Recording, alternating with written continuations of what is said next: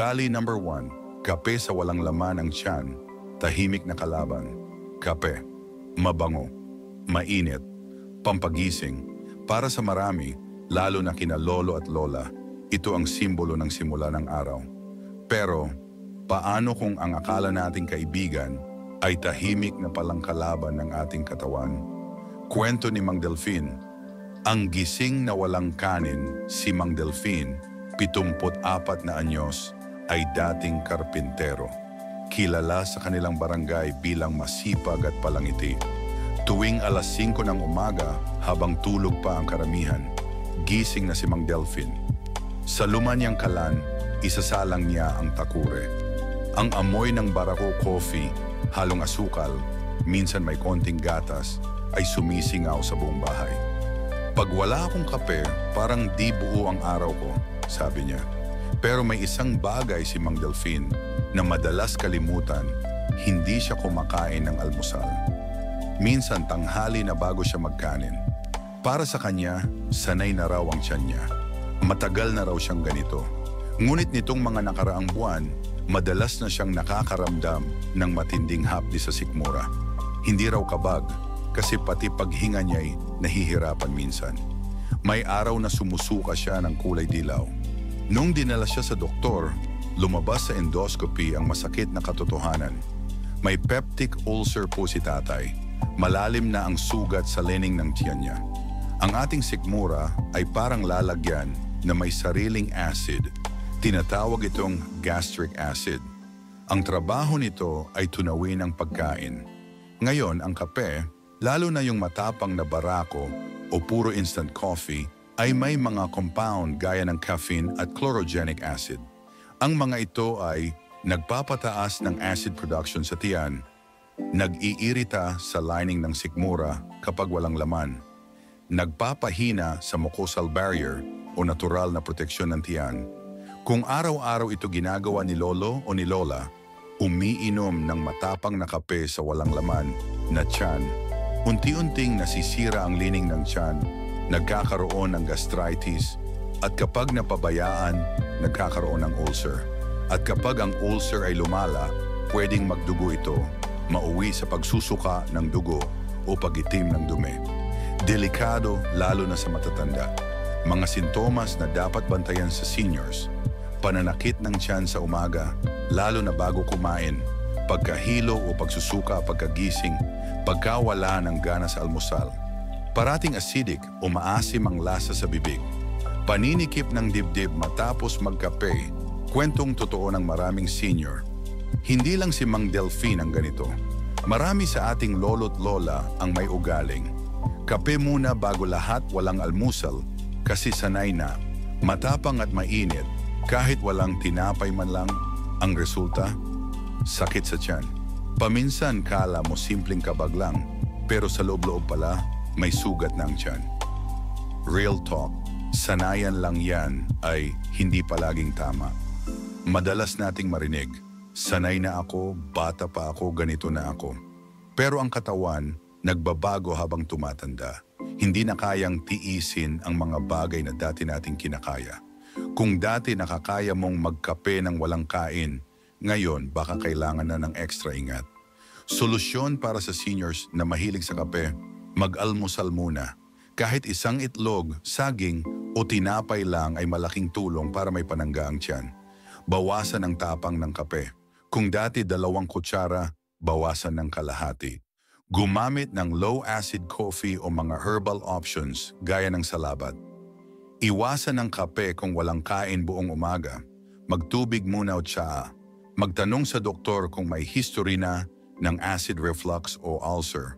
Tip ng doktor para kay lolo't lola: hindi masama ang kape, pero kapag maling paraan ang pag-inom, yan ang nagiging problema. Ang tiyan ng senior parang papel. Kapag manipis na, madali nang mapunit. Analogy: ang kape sa walang laman na tiyan ay parang napakainit na tubig sa baso ng yelo. Pag binuhos mo ng biglaan, puputok.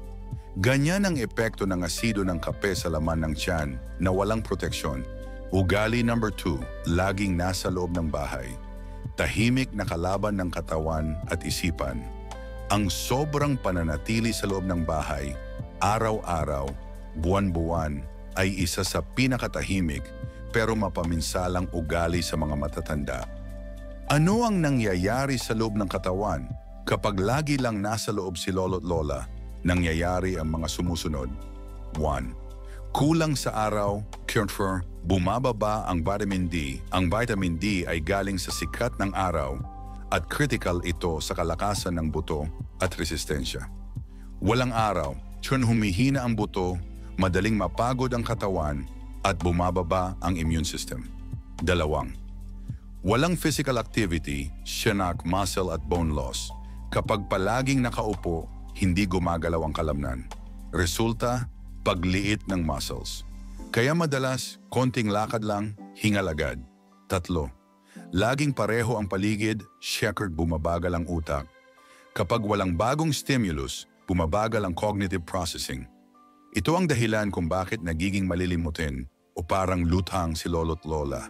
4. Mabagal ang circulation, shocks, mabagal din ang healing at energy. Ang paggalaw ay nagpapabilis ng blood flow.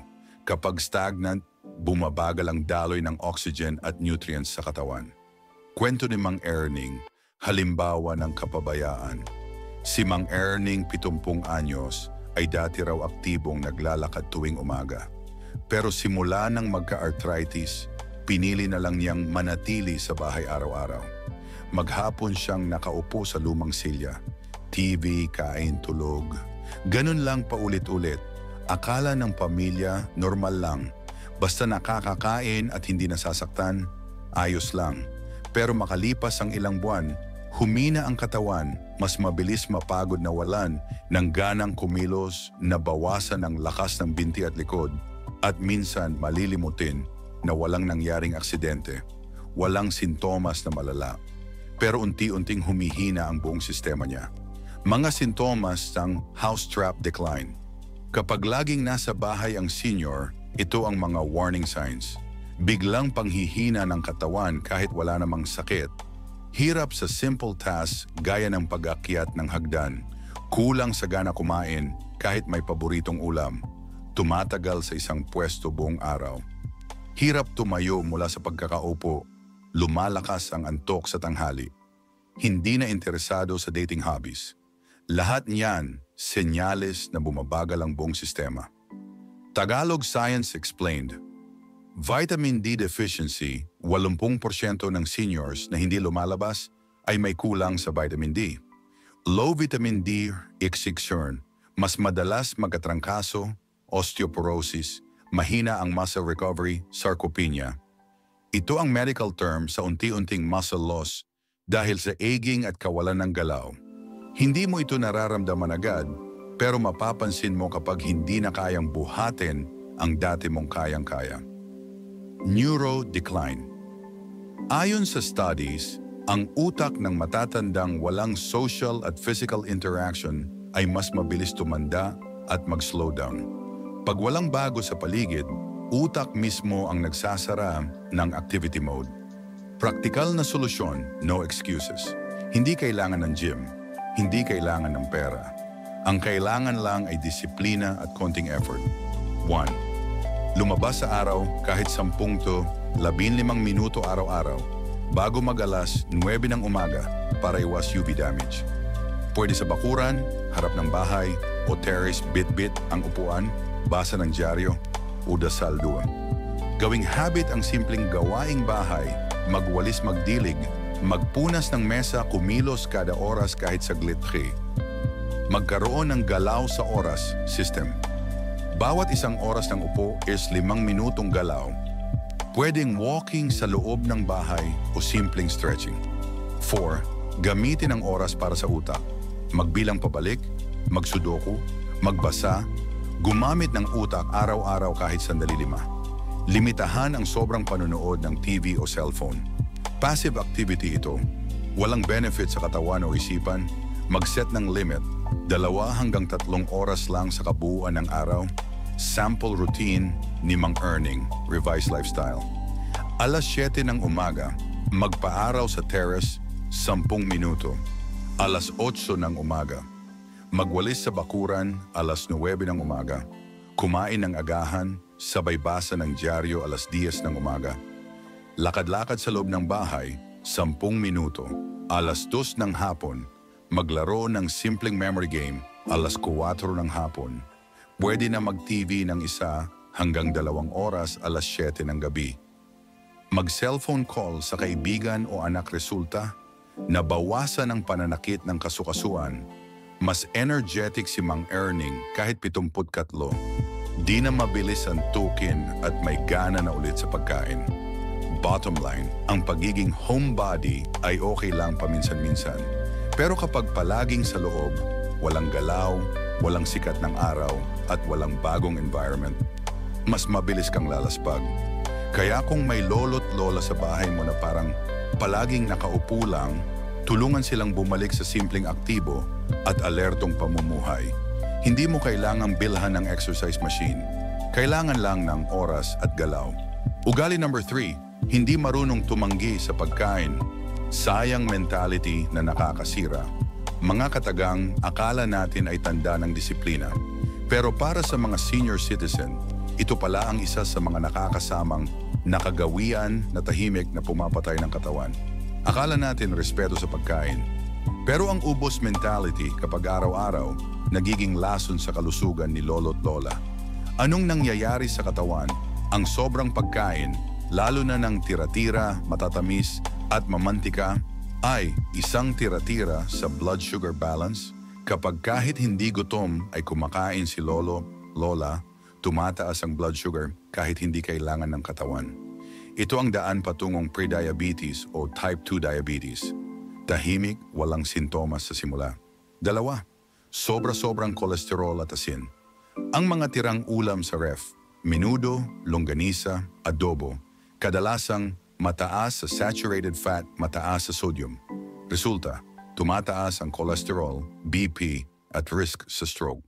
3 kinakain kahit panis o kontaminado, na may mga senior na kumakain ng bahagyang panis na pagkain dahil ayaw masayang. Pero tandaan, mahina na ang stomach acid ng matatanda, mas prone sa food poisoning. 4, mental conditioning ng sayang. Mentality, laging busog kahit hindi gutom. Nawawala ang gut instinct sa pagkain. Ang katawan ay nawawala sa natural rhythm at hindi marunong makinig sa gutom o busog. Common signs na may sayang mentality, si lolo't lola.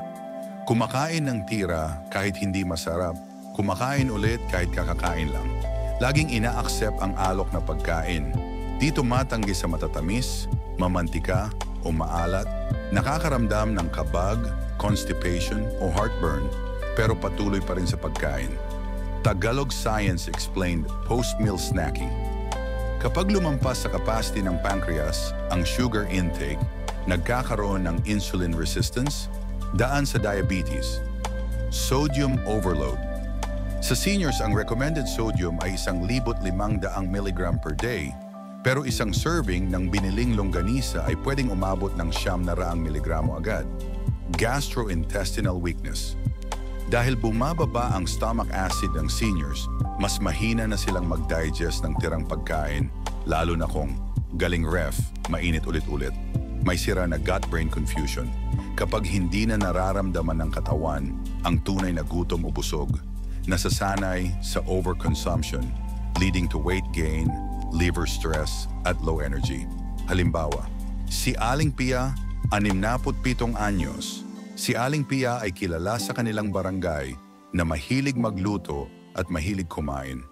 Kahit anong handaan, siya ang laging nauunang mag-empake ng tira-tira. Kahit malamig, ulam pa rin yan.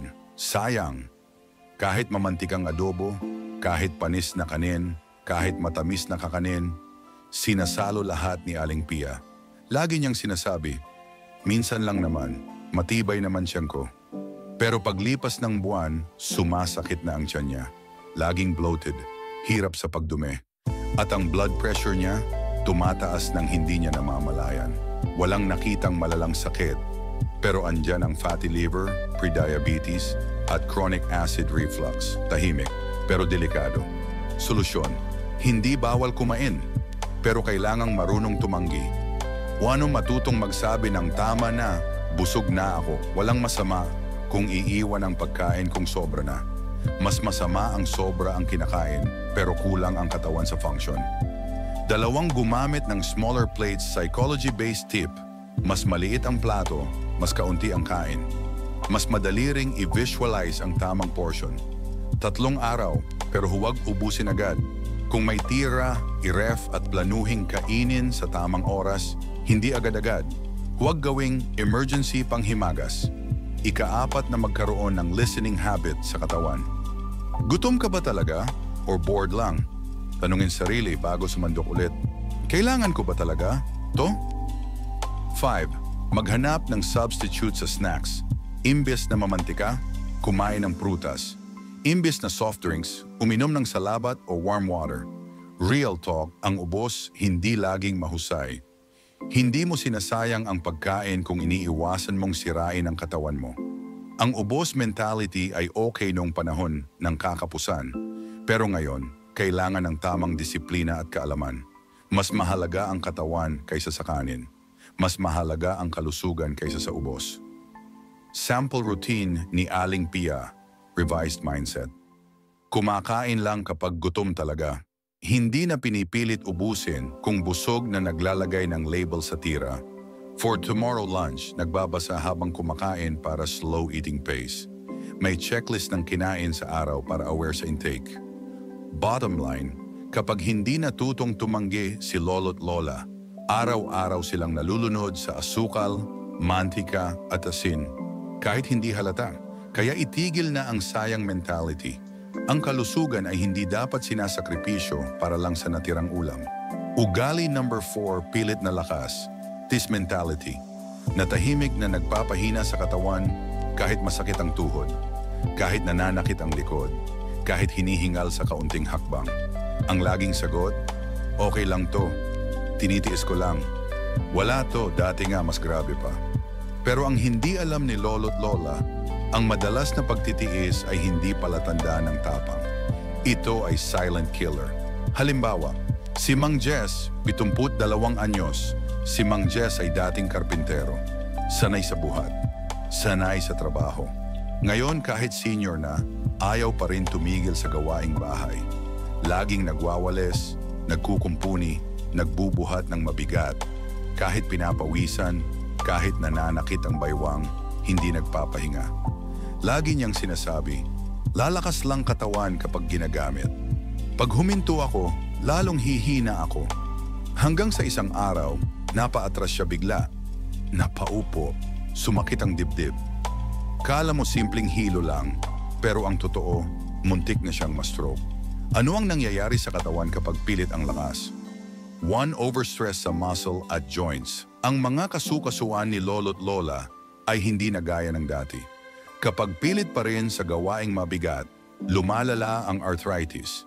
Nagkakaroon ng micro-tears sa muscles, humihina ang joint fluid, lubrication too.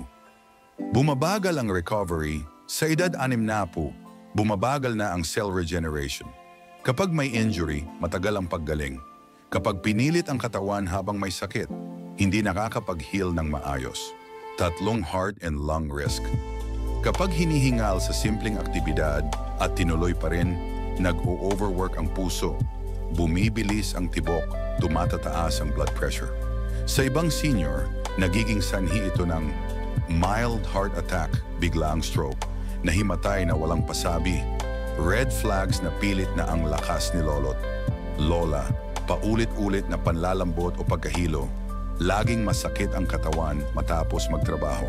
Hinihingal sa pag-akyat ng hagdan. May madalas na kirot sa dibdib o likod, pero itinatago, umaasa sa pain reliever kaysa magpahinga. Tagalog Science Breakdown, Musculoskeletal Breakdown. Kapag ang muscle ng senior ay overused ng paulit-ulit, nagkakaroon ng inflammation sa tissues. Kasabay nito, lumuluwag ang joint support at tumataas ang chance ng slip disc o frozen shoulder. Neurological signals ignored. Ang sakit, hilo at pagod ay warning signals ng utak. Kapag pinilit pa rin, ang utak ay nagsasara ng ibang functions para isalba ang katawan, gaya ng Pagbaba ng focus panghihina ng kamay o binti, minsan ay blackout episodes, cardio overload. Kapag overexertion plus age plus stress, siya sa tahimik na cardiac risk. Hindi kailangang may sakit sa puso para atakihin. Minsan stress plus pagod plus mainit ang panahon ay sapat na. Mythbuster, kapag tumigil ako sa gawaing bahay, hihina ako. Hindi totoo. Ang tamang pahinga at controlled activity ay mas nakakapagpalakas sa katawan. Hindi mo kailangan magpakabida araw-araw para patunayan na malakas ka pa, lalo na kung ang katawan mo na mismo ang umaayaw. Solusyon, smart strength, not pilit lakas. 1. Gumamit ng support tools. Maglagay ng anti-slip shoes, gamitin ang back support sa mga gawaing bahay. May stick or support rail sa banyo at hagdan. 2. Magplano ng activity per day. Halimbawa, Lunes, plansa lang. Martes, walis. Miyerkules, pahinga. Hindi kailangang sabay-sabay. 3. Ithala ang physical pain. May calendar ba ng sumasakit ang likod mo? I-monitor para malaman kung kailan ka dapat magpatingin fart. Maglaan ng 30 minuto na pahinga midday. Kahit hindi natutulog. Basta nakahiga, tahimik at hindi iniisip ang trabaho. 5. Mag-shift ng identity. Lakas mo dati ay para sa trabaho. Lakas mo ngayon ay para sa pag-aalaga sa sarili, pamilya at pag-enjoy ng buhay. Halimbawa, redemption. Mang Jess 210, nagtakda ng rest days, gumamit ng support gloves sa pagwawalis. Naglaan ng time for stretching, nagsimulang sumali sa senior walking group tuwing Sabado. Nakinig sa katawan, hindi na pinipilit. Ngayon mas masigla siya at mas kalmado ang katawan. Bottom line, ang pagtitiis ay hindi sukatan ng lakas. Sa edad ni lolo't lola, ang karunungan ay mas mahalaga kaysa kayabangan. Ang katawan ay may limitasyon. Kapag pinalampas mo, baka di na bumalik ang lakas. Ugali number 6, sobrang pagkontrol sa pagkain. Bawal yan, baka tumaas, BP. Pero sobra-sobrang pigil nakakasama rin. Lolo, kain po kayo nitong tinolang manok. Wag baka tumaas BP ko. Aling nena, gusto niyo po itlog? Bawal sa akin yan, baka tumaas kolesterol. Manang, subukan niyo po itong prutas. Ay nako, di ako sanay dyan. Baka sumakit tiyan ko. Karaniwan nating naririnig sa mga senior ang ganitong mga linya. Lahat na lang bawal o delikado. Pero ang hindi alam ng karamihan, kapag sobra-sobra ang pagpigil o pagkain ng pare-pareho araw-araw, tahimik itong nagdudulot ng nutrient deficiency, nagpapahina sa immune system, nagpapalala ng existing conditions tulad ng diabetes at arthritis, at worse, nagiging sanhi ng unti-unting panghihina ng katawan. Halimbawa, si Mang Roberto, 71 anyos, dahil sa takot sa high blood, si Mang Roberto ay halos kanin, sabaw, at tinapay lang ang kinakain sa araw-araw. Walang maalat, walang karne, walang prutas, walang itlog. Sa loob ng ilang buwan, napansin ng pamilya niya, laging nilalamig kahit mainit, madalas matulog, at parang laging pagod. Malamlam ang mata, nanghihina ang tuhod at baywang sa check-up. May anemia na pala. Bumababa na rin ang immune system niya dahil kulang sa protina, zinc at iron. At dahil walang prutas, halos zero fiber, hirap sa pagdumi araw-araw. Bakit delikado ang sobrang pagkontrol sa pagkain? 1. Nagkakaroon ng nutrient deficiency. Kapag halos iilang pagkain lang ang kinakain araw-araw, kanin, sabaw at tinapay, hindi sapat ang protein para sa kalamnan at resistensya, fiber, para sa digestion vitamins and minerals, para sa puso, utak, buto, resulta, panghihina ng katawan, hirap sa paghilom ng sugat, pagkalagas ng buhok, sakit sa balat. Bumabagal ang brain function, ang utak ay nangangailangan ng omega-3 mula sa itlog at isda, B-complex vitamins mula sa whole grains at leafy greens, iron at zinc mula sa karne at legumes. Kapag kulang ito, makakalimutin. Madaling mapagod ang isip, matamlay, parang wala sa sarili. 3. Mas napapabayaan ang kalamnan. Seniors need more protein than younger adults para mapanatili ang kalakasan ng katawan. Kapag wala sa diet ang itlog, isda, chicken o gatas, nawawala ang muscle mass. Lumiliit ang braso, hita, balakang madaling matumba. Mahaba ang recovery kapag may sugat o injury. 4. Kulang sa fiber, Shomenarchon, hirap sa pagdumi. Prutas at gulay ang pangunahing source ng dietary fiber. Kapag puro puting kanin at tinapay ang kinakain, tumatagal sa tiyan ang pagkain, bloating at kabag toxic buildup sa bituka. Mas mataas ang risk ng colon complications. 5. Walang variety, shakti, walang balance. Sobrang pag-iwas sa maraming pagkain, kahit healthy naman, ay imbalance rin. Halimbawa, bawal ang itlog, nawawala ang high-quality protein at choline.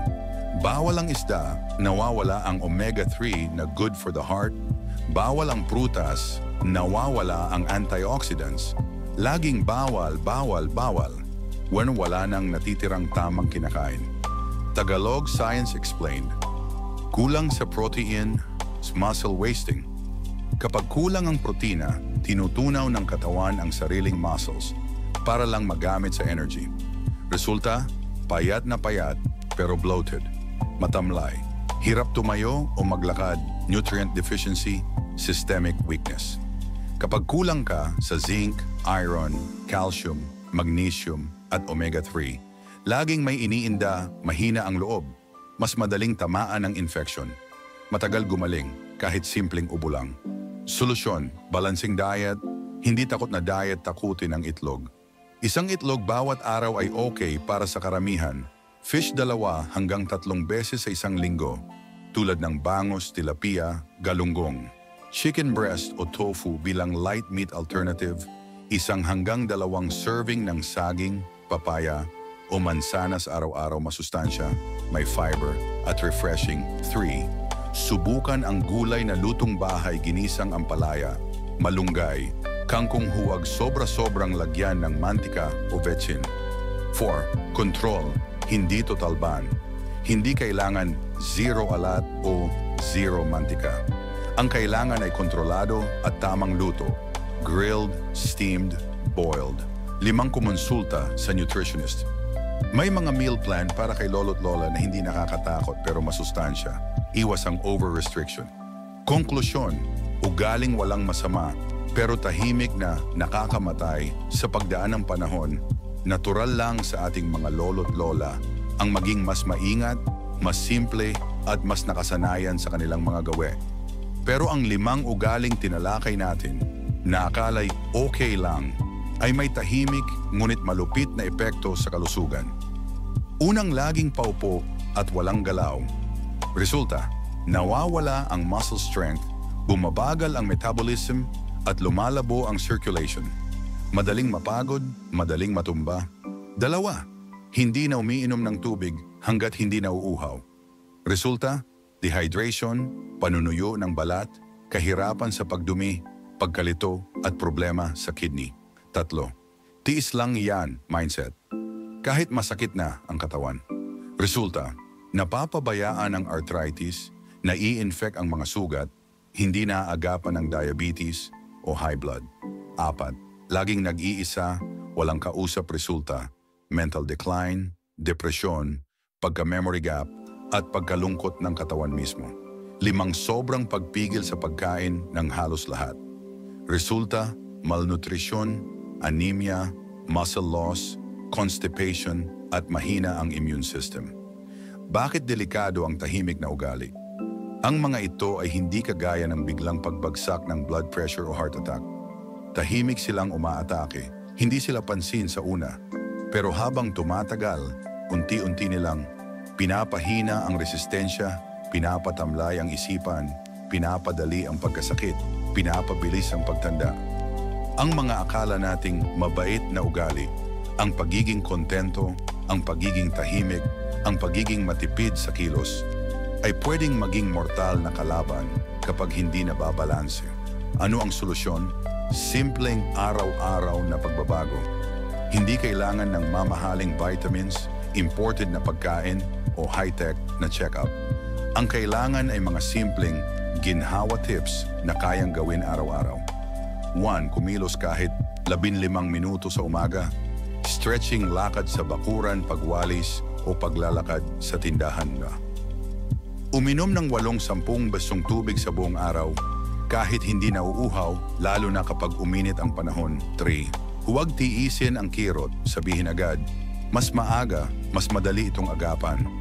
Mas maayos ang treatment kapag hindi na napabayaan. 4. Makipagkwentuhan o makinig sa radyo, TV araw-araw, social stimulation para sa utak, iwas kalungkutan, iwas pagkalito. 5. Kumain ng balanse, hindi puros bawal egg, prutas, gulay, isda, sa tamang dami. Huwag matakot basta may moderasyon, ginhawa tips na totohanan. Kung gusto natin ng mahaba, masaya at malusog na pagtanda, hindi sapat ang simpleng, bahala na si Batman o okay lang to, sanay na ako dito. Ang kalaban sa katawan ng senior ay hindi laging biglaan. Tahimik silang dumarating sa pamamagitan ng mga maliliit na ugali. Pero sa tamang kaalaman, tamang gabay at araw-araw na disiplina, kayang iwasan, kayang baguhin. Subukan mo ito bukas. Umaga, maglakad ng 15 minuto. Tanghali, uminom ng 1 basong tubig bago kumain hapon. Tumawag sa apo o makipagkwentuhan. Gabi, maglagay ng itlog o saging sa hapunan, 1 araw lang. Ulitin mo kinabukasan. At sa pagdaan ng linggo, mararamdaman ang ginhawa.